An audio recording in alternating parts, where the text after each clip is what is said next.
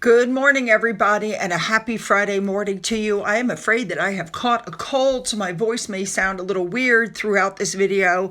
Please just ignore it and listen to the content. There's a lot. As usual, let's just jump in and get there, shall we? Let's go. We're starting out with some of these stories coming out saying that Meghan is actually quite lonely because, she doesn't have a whole lot of friends. And she wants to try to get back in good with Victoria Beckham. And if you can believe this, Catherine, the Princess of Wales. So it's being said she's going to launch this massive charm offensive over Christmas time. As the Queen has once called one of her years, this, they're saying, is the annus horribilis for the Sussexes. It's like their worst year ever. The projects are going, their popularity continues to circle the drain. And so Meghan has decided to, quote, meticulously curate gift packages filled with a selection of her favorite things and jam to send to the who's who of Hollywood. Obviously, once again, anything she does is about promoting her. So there's no doubt that she's still going to be promoting the American Riviera Orchard brand, which I think is a joke since she can't get a trademark for it.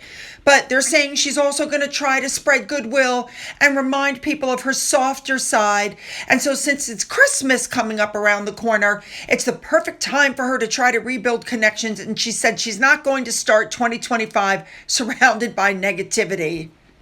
We already know what happened with the Beckhams, and the Beckhams, let me tell you, this was the biggest mistake Meghan made, was irritating and throwing off the Beckhams. And then, last week I told you guys what Brooklyn Beckham said about, he was hanging out with William and he completely ignored the Sussex question. It's being said that she's sending out these baskets to acquaintances as well as friends, and she's willing to spend a fortune and a whole lot of time because she wants to put investments into her relationships.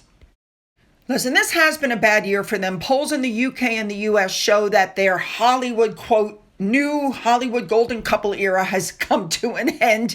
Their £78 million Netflix deal is under threat. Their Spotify deal went bye-bye. They're getting all kinds of flack because of the spare. So they're claiming, it's being claimed by an unknown source, that Meghan is reaching out to people who aren't fond of her, even Queen Camilla and the Clooneys, because she wants to set the tone for next year as one for peace and forgiveness. Listen, it's got nothing to do with peace and forgiveness. If you treat people like crap, they want nothing to do with you. That's how it works. All right, let's move on.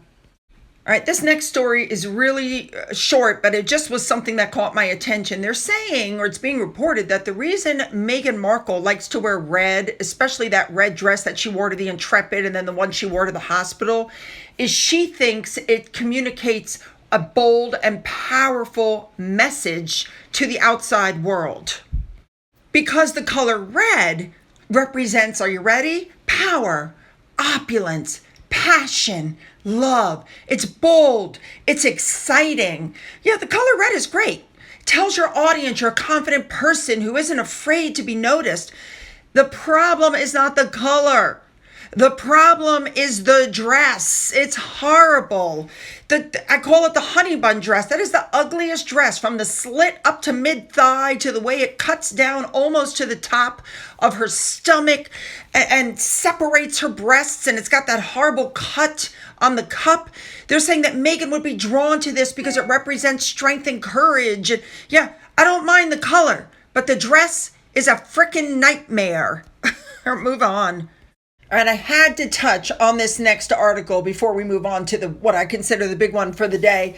This article came out from Newsweek talking about the moment that Meghan lost her spark, because this was right after she had come back from the Australia and South Pacific tour, when we found out later on that there were interesting issues going on behind the scenes, because this is when Harry said what Meghan wants, Meghan gets. Then we found out about the tiara behavior.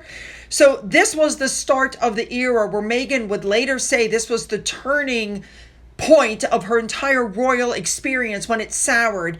And within days of all these stories coming out was when she attended the National Service of Remembrance at the cenotaph. And you can see her next to the German president's wife, and she just looks, freaking miserable.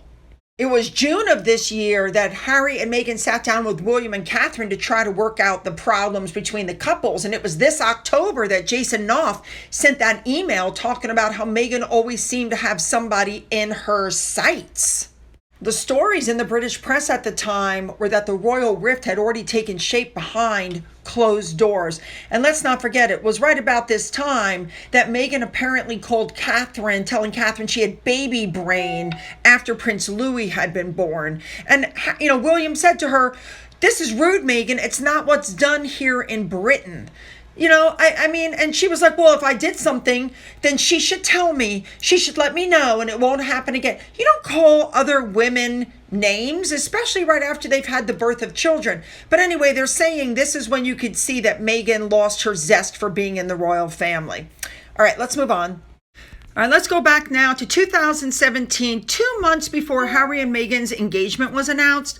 Meghan was interviewed by Vanity Fair and journalist Sam Kashner. We've discussed this before.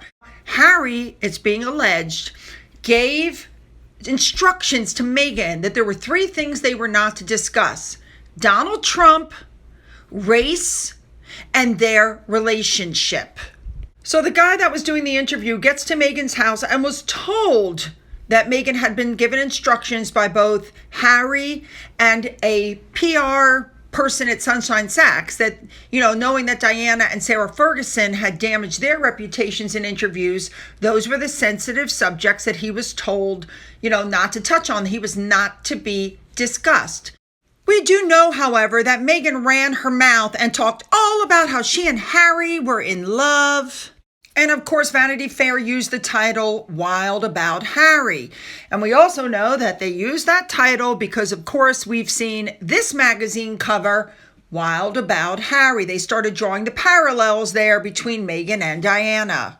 Realizing she had made a mistake and she ran her mouth about Harry after specifically being told not to, she called Sunshine Sachs and claimed that Buckingham Palace was absolutely furious. Never said who said that they were upset, just Buckingham Palace was just furious. So Sunshine Sachs, of course, told Meghan, "Don't worry, we'll make sure your comments are removed." Meghan wanted the whole article to be about her activism and her philanthropy.